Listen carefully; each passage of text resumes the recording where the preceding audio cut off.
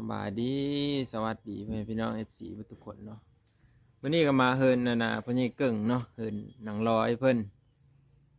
มื้อนี้ก็สิมาอัปเดตให้เบิ่งนะทุกคนมาแล้วก็พามาครับให้เพิ่นเลยเนาะก็พอดีเห็นแต่เพิ่นอยู่เฮินอยู่สิพามาเบิ่งโซนโนสิงไข่เพิ่นก่อนจักเพิ่นฮดจักบ่เลยเนาะแม่นมันออกดอกแล้วไม่จักเอาสิงไข่เพิ่นนี่ฮะ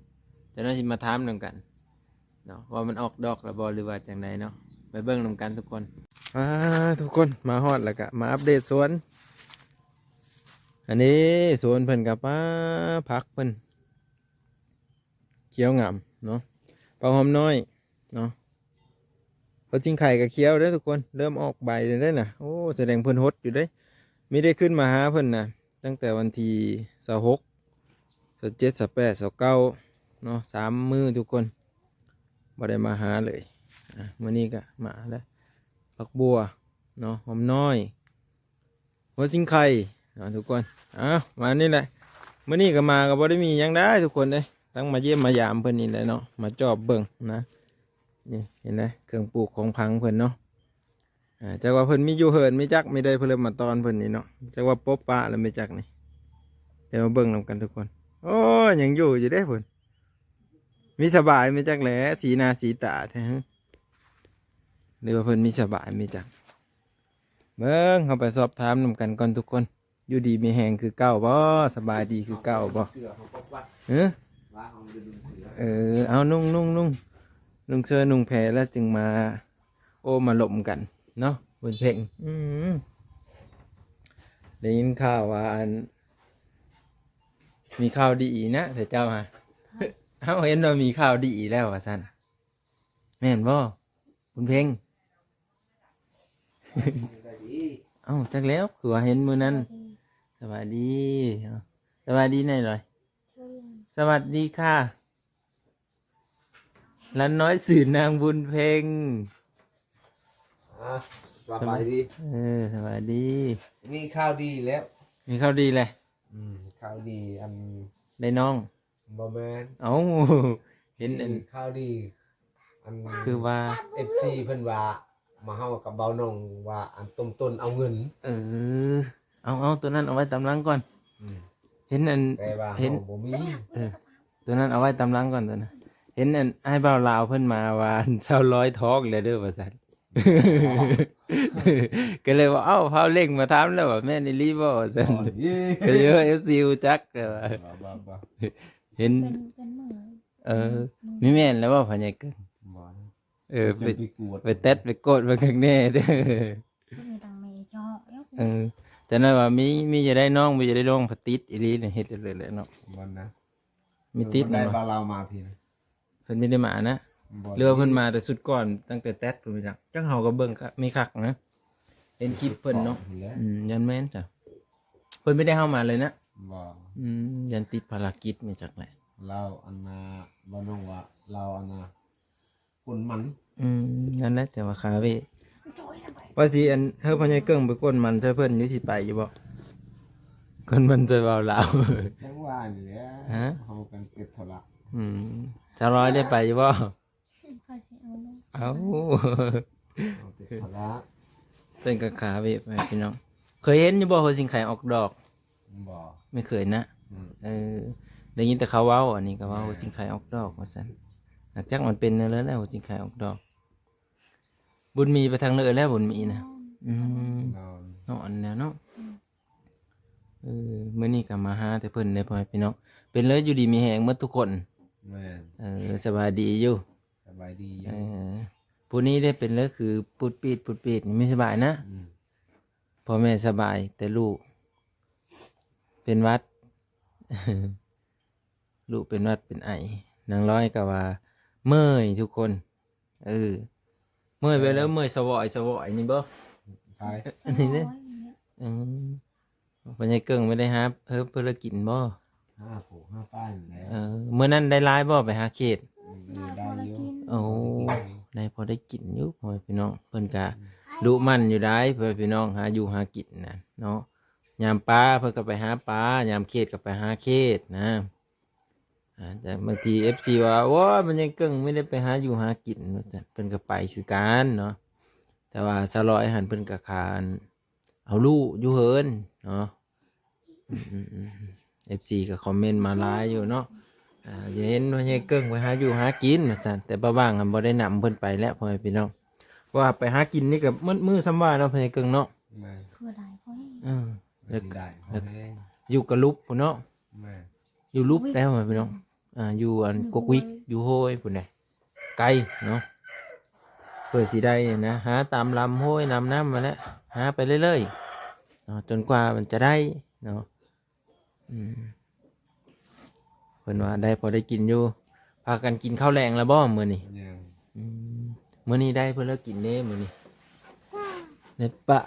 อากาบ่ แม่ เจ้าก็ต้องว่าอากาเหรอบุญเพลง อากา เออ ว่าไม่เป็นอากา แต่เก้าคือว่าภาษาดีเด้เนาะ มันใหญ่อะไรเรียกเรา เป็นเลือดพระเบาหนงเพิ่นน่ะ มีแขนซ้ แตก ำแตกแล้ว อันนี้ได้มีแตะบ่ จังว่า ยันแต่น้ำเข้าบัดเฮิงๆนะกาวมันออกหมดนะกาวมันออกหมดแหละอันนั้นเฮาเด้อเพื่อพญากึ่งค้างไผ่เลยเย็บเฮาเฮ้อเอาคนตีเฮาโลดเนาะอันนี้ก็คือมาถามแต่เพิ่นเด้อพ่อแม่พี่น้องเด้อแสดงว่าเฮาเบิ่งคลิปเก่าเนาะ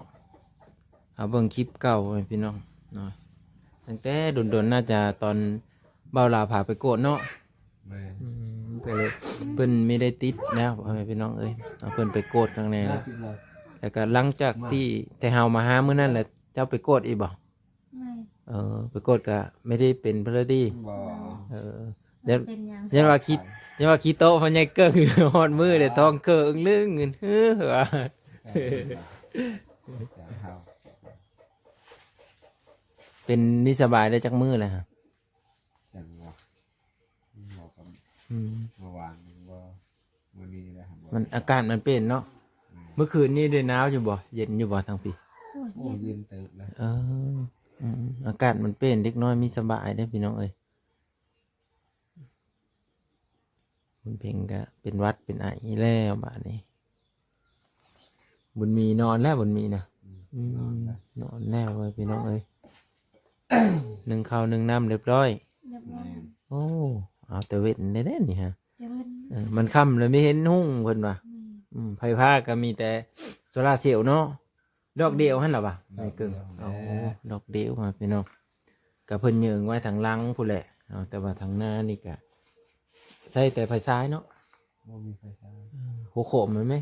โค้งกันคาไปเยื่อง เครียดเครียดเลย เสียงนี่ ไปอยู่กลางคืนไง ไป ไม่ได้ไปแต่กลางเว้นนะฮะ แม่งานพอดีเลยพาไป โอ้ไปน้ำบ่อหายหน่อย ไป ปาโทได้บ่ ได้ จับเป็นบ่จับกบฮะ ได้พวก จับเขต น้อย โอ้มื้อหนาเด้อมื้อหนาบ่าวสิมาเบิ่งเขตเจ้าจงไว้ให้เบิ่งหน่อยเด้อมื้อแรงได้ไปอยู่มื้อแรง ไป เออบุญเพ็งก็เป็นการเขตเด้อพ่อแม่พี่น้องเอ้ยเพิ่นว่าไปก้านนำพ่อเพิ่นว่าพอได้หูจัก อ่ะมองไม่เห็นเลยเหือน ยังไม่เห็น เราทันมา เพิ่นมาพี่แต่เช้าบ่ แต่เสา อ๋อ เราว่าสิไปที่เสาแล้ว คำนี้ สายเลยเนาะประมาณ สายเติม 6 โมงนั่นเนาะแซมนั่นแหละเพิ่นเดินทาง จะลบลุกแต่ถือไม้ว่าหอด ยังมีติดธุระวะ ยันเพิ่นแวะถ่ายคลิปทางพุ่นมีจัก ไม่แล้ว มาแต่พุ่นกาเข้าซาลีเอา แม่น คันว่าไปเวะแต่เจ้ากับมือเดียวค่ำได้เพื่อมาแต่เซโนเนาะ แม่น ก็ขี่รถไม่ได้ไหวฮะ ซีโน ว้าวไม่ได้เข้า เพื่อมาก็ซ้ำ12 โมงนี่แหละ แม่ นี่ น แหละ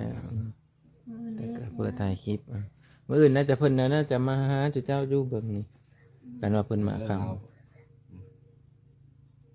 สร้อยกับของถางไม่แม่นไม่ได้กินยาแล้วไม่จักนี่ เออไม่ใช่เกิงอย่างนี้ห่างแต่ข้างเด้อก็ไม่ได้กินยา เตรียมไว้แล้ว FC เป็นห้องแต่แท้ได้คันไม่ได้กินยามื้อหนึ่งนี่มันเป็นหรือบ่หรือว่าไม่เป็น เป็นอยู่แล้ว อ๋อมันต้องได้กินต่อตลอดเนาะ ตอนหนึ่ง เลย ต่อเนื่องเขาว่าในเลือดทันหมอนี่เขาว่าสามารถหายขาดได้บ่ 3 ปี 3 ปีป้าดทีเดียวกินเป็นประจ ยำเลย ำสุดหนึ่งนี่หมด จักเดินจังหมด หมดนั้น6กล้อง บ่อันน่ะความอันน่ะฮอดเดินบ่ หกเดือนหนึ่ง6กล้อง เดือนหนึง6กล้อง เดือนหนึ่ง เดือนหนึ่ง2,000 บาท อืม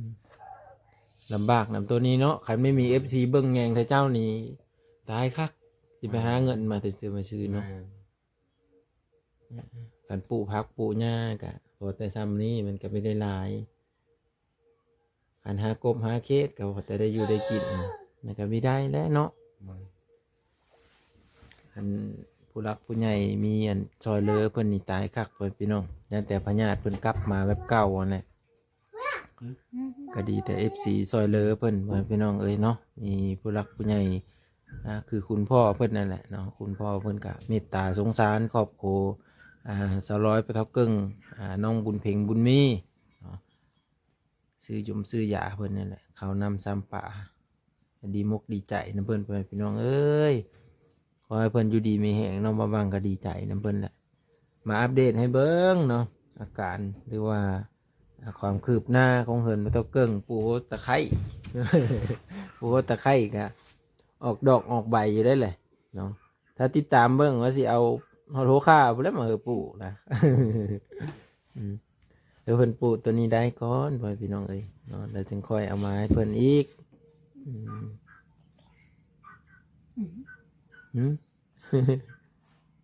เจ็บโหบ่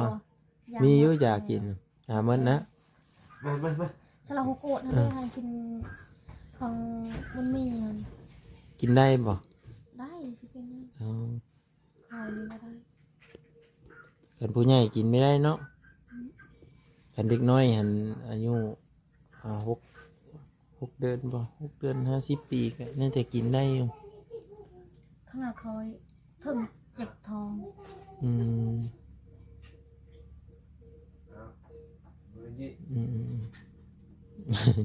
คือกินไปแต่แซ่บแท้บุญแบงเฮ้ยเว้าก็เยอะนำเด้เนาะจับอยู่กินไปแต่แซ่บนี่กลืนอึกโลดคนเก่งหูซึกเมื่อย มันจะเอามากิน กินน้ำไหมจ๊ะ เมื่อยไปโดน